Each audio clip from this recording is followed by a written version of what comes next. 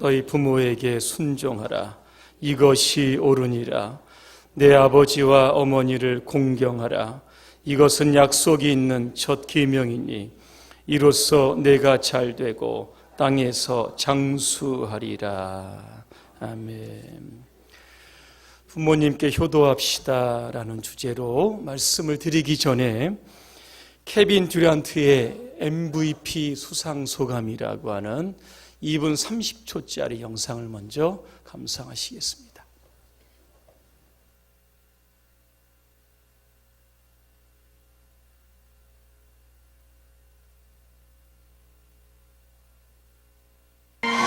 Kevin Durant, member of the Oklahoma City Thunder, you are the NBA most valuable player. Congratulations. To me, I wouldn't be here with all you guys, without all you guys. And last, my mom.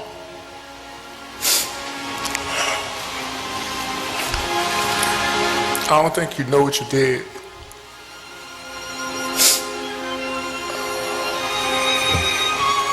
You had my brother when you were 18 years old. 3 years later, I came out. We were stacked, the odds were stacked against us. Single parent with 2 boys by the time you were 21 years old. Everybody told us we weren't supposed to be here. We moved from apartment to apartment by ourselves. One of the best memories I had is when we moved into our first apartment. No bed, no furniture, and we just all sat in the living room and just hugged each other. Because that's what we thought we made it. And when something good happens to you, I don't know about you guys, but I tend to look back to what brought me here. And you wake me up in the middle of the night in the summer times, making me run up a hill, making me do push-ups, screaming at me from the sideline of my games at 8 or 9 years old. We wasn't supposed to be here. You made us believe. You kept us off the street, put clothes on our backs, food on the table. When you didn't eat, you made sure we ate. You went to sleep hungry. You sacrificed for us. You the real MVP.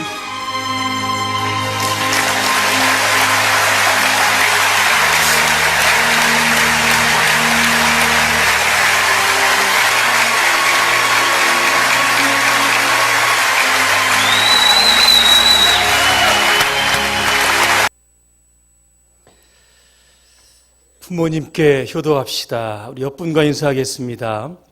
부모님은 당신의 MVP이십니다. 오늘은 어버이 주일입니다. 우리를 낳으시고 기르시는 그러한 부모님을 기억하고 감사하고 효도를 다짐하는 주일입니다. 제가 한번 퀴즈 한번 내보겠습니다. 한번 답을 좀 긴장하시길 바랍니다.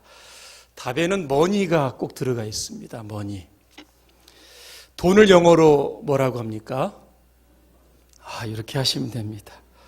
도둑은 뭐라고 그러죠? 슬그머니. 며느리들이 가장 무서워하는 돈은 시어머니. 마지막입니다. 생각만 해도 찡한 돈은 어머니. 그죠? 아직도 이해가 안 되시나요? 지난 금요일 국민일보 겨자씨 칼럼의 주제가 이거였습니다. 어버이날 가장 받고 싶은 선물입니다. 1위는 여러분이 아시는 것처럼 현금, 2위는 가족 식사, 3위는 효도 여행이었습니다. 자녀들이 부모에게 현금을 줄 때 이게 별로 티가 나지 않습니다. 그래서 어떻게 주냐면 현금을 함께 담은 꽃상자, 꽃바구니 아니면 현금으로 쌓인 케이크 이런 거 만들어서 부모에게 주는 그런 시대가 되었습니다. 어버이날을 맞이해서 진짜 우리 부모님들이 자녀에게 받고 싶은 선물이 무엇인가를 생각해 보았습니다. 진짜 현금일까? 아마 저는 자식이 잘 되는 거, 이게 부모가 받고 싶은 가장 좋은 선물인 것 같습니다. 예전에 가장 그 효도 중에 하나가 바로 입신양명이었습니다. 효경에 보니까 이런 이야기가 있습니다. 몸을 세워 도를 행하고 이름을 후세에 드날려서 부모를 빛나게 하는 것이 효도의 마침이다. 그렇게 되어 있습니다. 오늘 케빈 듀란트처럼 어려운 환경에서 열심히 노력해 자신의 분야에서 MVP가 되었습니다. 그리고 그 영광의 순간에 그 MVP를 부모님께 돌릴 때 이것이 진정한 효도가 아닐까 생각이 됩니다. 우리나라가 100여 년 전에는 노인 천국이었다고 합니다. 믿어지십니까? 노인 천국. 선교사 헐버트 여러분 기억하실 겁니다. 1886년에 미국의 그 영어 교사로 조선을 방문합니다. 을미사변 후에 고종의 신변을 보호하고 밀사를 맞습니다. 그가 86세로 우리 땅에서 생을 마감합니다. 그때 유언이 뭔지 아십니까? 나는 웨스트민스터 사원에 묻히는 것보다 한국 땅에 묻히고 싶다. 그래서 그는 양화진에 묻혀 있습니다. 미국 공사를 지냈던 샌지의 회고록에 보면 이렇게 쓰여져 있습니다. 나의 노년을 위해 조선 땅에 다시 태어나고 싶다. 우리나라 최초의 의료 선교사였던 알렌도 같은 말을 합니다. 조선을 가리켜서 이 세상에서 죽는 것이 두렵지 않은 즐거운 노인 천국이 바로 조선이다 그랬습니다. 아니, 이 사람들이 도대체 무슨 근거를 가지고 이런 이야기를 했을까? 근거가 있습니다. 예를 들면 이런 겁니다. 혼정신성이라고 하는 여러분 단어를 아실 겁니다. 부모님은 조석으로 자녀들에게 문안을 받았습니다. 핵과일이나 별식이 생기면 부모님에게 먼저 드렸습니다. 길을 가다가 노인을 만나면 그 자리에 섰습니다. 노인이 지나가실 때까지 예를 갖추기도 합니다. 마을에 잔치가 있으면 연고가 없더라도 노인을 모셔다가 상석에 앉아서 최고의 대접을 했습니다. 부모가 늙으면 벼슬을 고향 가까이에 주어서 늙은 부모를 봉양하게 합니다. 부모가 더 늙으면 부모 봉양을 위해 유급 휴직을 주었다고 합니다. 자, 그렇게 사시다가 부모가 돌아가시면 3년 동안 자식은 자기의 집에서 마치 부모가 살아있는 것처럼 대접했다고 합니다. 우리나라는 이처럼 예전부터 부모와 노인을 우대했던 나라입니다. 그런데 요즘은 노인 천국이 아니라 노인 지옥으로 그렇게 문화가 바뀌어 갑니다. 어떤 분들은 노부모를 모시기 싫다고 해서 관광지에 버립니다. 해외에 버리기도 하고 어떤 분들은 병이 없는 우리 부모를 병원에 강제로 입원시키는 분들도 있습니다. 어떻게 하면 노인 지옥의 환경을 노인 천국으로 바꾸어 갈 수 있을까?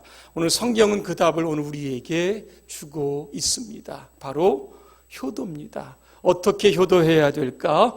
오늘 본문에 나오는 두 단어를 가지고 진정한 효도가 무엇인지를 좀 말씀을 드리려고 합니다. 첫째로 부모님에게 순종해야 합니다.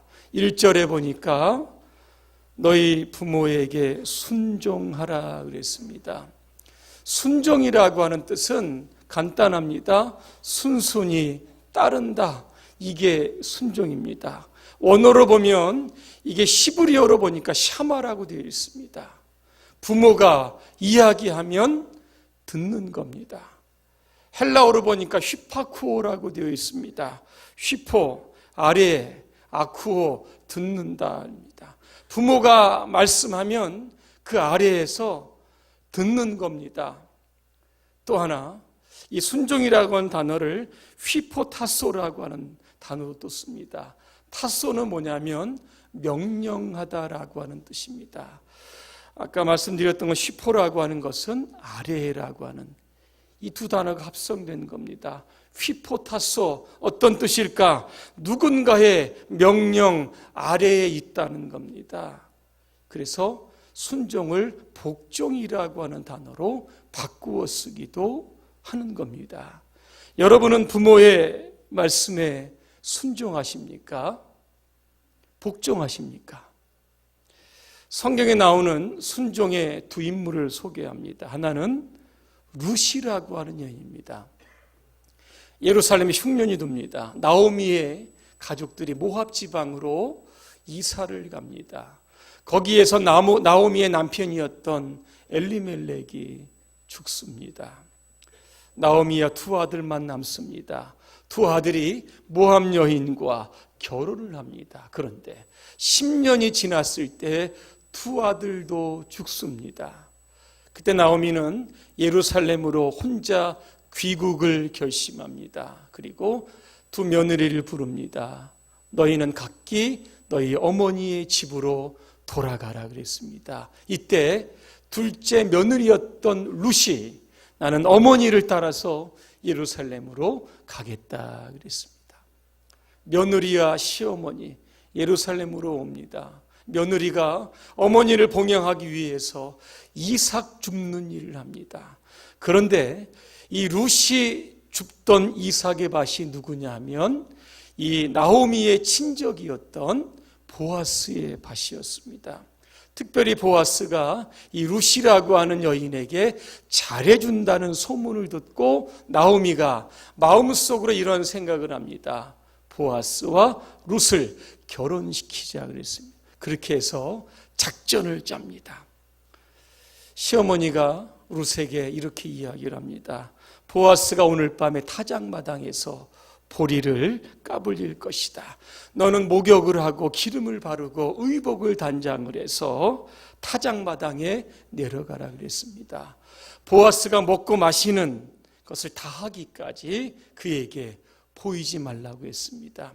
그가 잠자리에 들면 너는 그의 발치 이불을 들고 그곳에 들어가서 누우라고 했습니다. 그러면 그 다음은 보아스가 알아서 할 거라고 했습니다. 여기 며느리 다 많으실 겁니다. 다 며느리실 겁니다.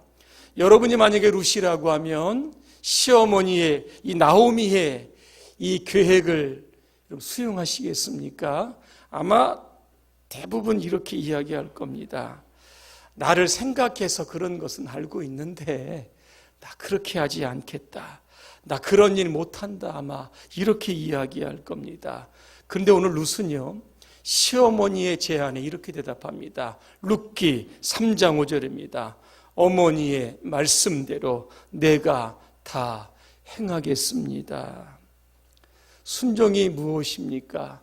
내 생각으로 뺄셈과 덜셈을 해서 내가 하고 싶은 만큼 순종하는 것은 순종이 아닙니다. 부모가 이야기하고 하나님이 말씀하시면 100% 액면 그대로 따라서 행하는 것이 바로 순종입니다. 오늘 룻의 순종은 어떠한 결과를 가져왔습니까?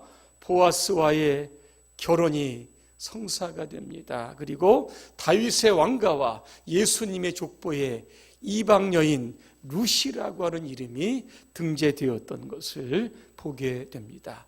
또 한 사람 소개합니다. 이삭입니다. 이삭은 아브라함이 100세에 낳았던 아들입니다. 한번 아브라함이 이삭에게 모리아 산으로 가자 그렇게 이야기합니다. 모리아 산의 정상에 아버지와 아들이 서 있습니다. 아버지가 아들에게 이렇게 이야기합니다. 하나님이 그러시는데 너를 번제로 잡아서 하나님께 드리라고 하신단다. 내가 지금 너를 잡아 죽일 것이다. 그리고 내 몸을 불에 태워 하나님께 드릴 것이다. 이렇게 이야기를 합니다. 이런 상황에서 대부분의 자녀들은 이렇게 이야기할 겁니다. 아버지가 나이가 많이 드시고 귀가 어두우셔서 하나님의 말씀을 잘못 들었구나. 아니면 하나님이 그렇게 말씀하셨더라도 아버지가 정신이 좀 이상해서 판단력을 잃었구나, 아니면 자기 아들을 죽이라고 하는 그런 하나님이 세상에 어딨냐고 하면서 아마 이삭은 혼자 산 아래로 내려왔을 겁니다. 자, 그런데 구전에 의하면 모리아 산 정상에서 이삭은 아버지 아브라함에게 이렇게 이야기합니다. 하나님이 그렇게 하셨다고 말씀하셨으면 아버지 그대로 하십시오. 내가 순종하겠습니다. 그는 자진해서 장작더미에 올라갔다, 이런 이야기가 있습니다. 이삭의 순종은 목숨을 드리는 순종이었습니다. 왜 아브라함이 복을 받았을까? 그 원인을 추적해 보면 바로 순종이 있었다는 겁니다. 자식을 드리라고 하는 하나님의 말씀에 아브라함이 순종합니다. 아들 이삭은 아버지께서 하나님의 말씀을 나를 통하여 그 순종의 뜻을 이루고자 하실 때 목숨을 걸고 순종을 결단했다는 겁니다. 결국 이 순종을 통하여 아브라함의 가정은 복의 가정이 되었던 겁니다. 오늘 저와 여러분의 삶에 하나님께 대한 순종, 부모님께 대한 순종, 아니면 여러분 복종이라도 하셔서 여러분의 삶에 하나님의 복이 함께 하시기를 주님의 이름으로 축원합니다. 불순종의 예를 한 가지 들어보겠습니다. 영국의 학자였던 사무엘 존슨의 이야기를 좀 하려고 합니다. 한 여름날입니다. 비가 장대같이 쏟아지는 날, 그는 시골 장터에 몇 시간씩 서 있습니다.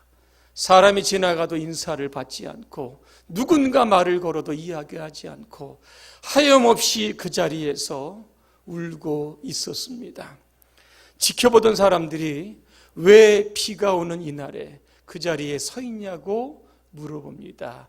이때 사무엘 존슨이 아버지의 이야기를 꺼냅니다. 50년 전 우리 아버지는 바로 내가 서 있는 이곳에서 헌책방을 하셨습니다. 어느 날 아버지는 손님과의 약속을 위해서 무언가 책을 전달해 주어야 하는데 몸이 좋지 않으셔서 어린 나이에게 이렇게 말씀했습니다. 내가 몸이 좋지 않으니까 오늘 한 번만 시장에 나가서 그 손님에게 책을 좀 전달해 주라고 이야기했던 겁니다. 그런데 사무엘 존슨 어린 나이에 헌책방 하는 것도 창피한데 가서 그런 헌책을 누군가에게 주라고 하는 심부름을 하기 싫어서 아버지 나 못합니다. 절대로 안 하겠습니다. 그때 아버지는 이렇게 얘기했다고 합니다. 내가 못하면 나라도 나가야지. 이 이후로 아버지의 몸이 약해지더니 시름시름 앓다가 돌아가셨다는 겁니다. 그래서 50년이 지난 지금 사무엘 존슨 그가 바로 이 자리에 서서 아버지의 부탁을 거역했던 것을 생각하며 몇 시간이나 울고 있었던 겁니다. 그럼 이렇게 이야기합니다. 지금에 와서야 지난날 내가 아버지께 불순종한 것을 후회합니다. 아무리 후회만 해서도 안 되겠기에 내가 나를 벌을 주기 위해 이 자리에 서 있는 겁니다. 순종의 반대말이 뭡니까? 불순종입니다. 순순히 따르지 않는다는 겁니다. 파라코에라고 하는 이 헬라어 단어를 씁니다. 귀담아 듣지 않는 겁니다. 들어도 그냥 흘려 보내는 겁니다. 여러분, 우리가 부모님의 말씀을 그냥 흘려 보내면 그것이 우리의 인생에 후회가 되고 아픔이 되고 평생 상처가 되는 겁니다. 돌이키려고 해도 부모님은 그때까지 기다려주지 않으시는 겁니다. 오늘 여러분의 부모님들이 생존에 계시다라고 하면 그 어떤 말씀을 하시든지 그 말씀에 순종하시기를 주님의 이름으로 축복합니다. 또 한 가지입니다. 부모님에게 공경해야 합니다. 요즘은 이 부모님의 가치가 땅에 뚝 떨어지는 것 같습니다. 요즘 부모님들이 주로 무엇을 하십니까? 자녀들의 집을 봅니다. 손주를 돌봅니다. 자녀들의 살림을 대신해 줍니다.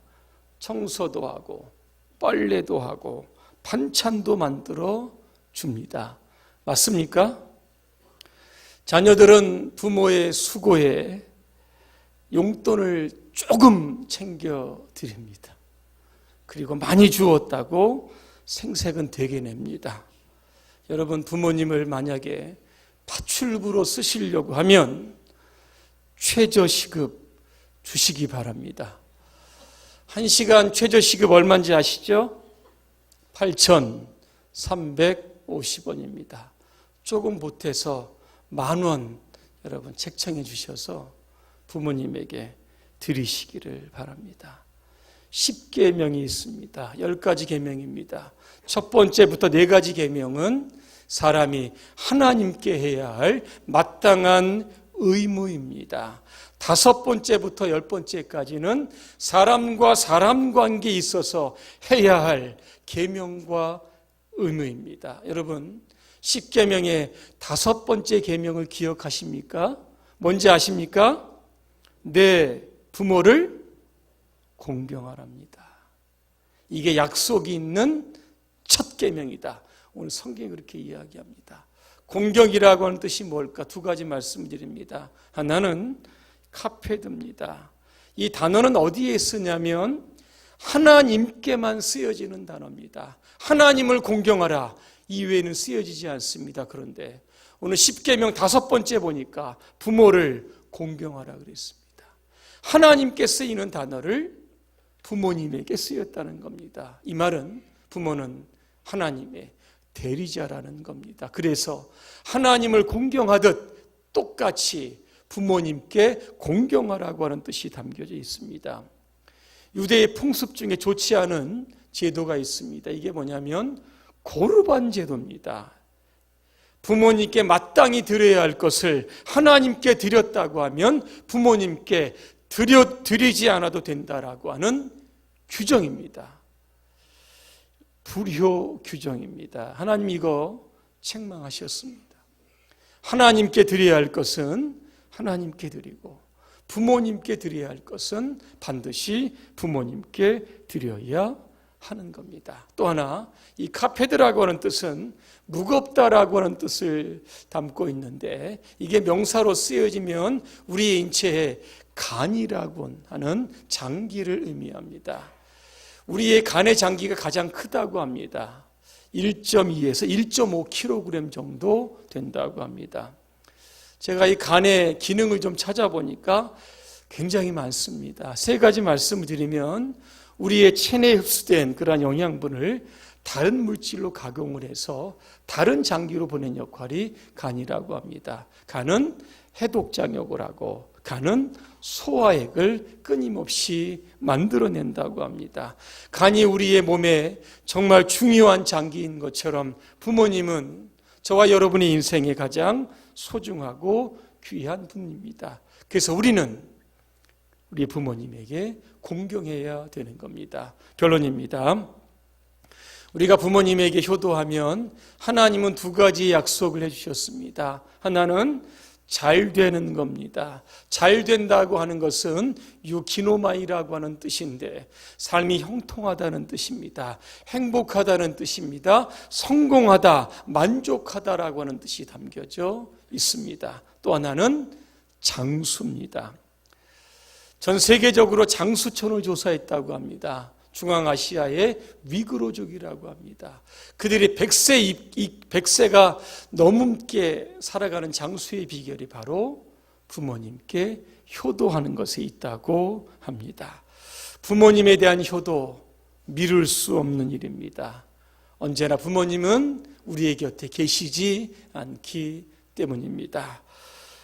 효도 당연한 겁니다. 이 일을 하면 하나님께서 2가지의 약속을 해주셨습니다.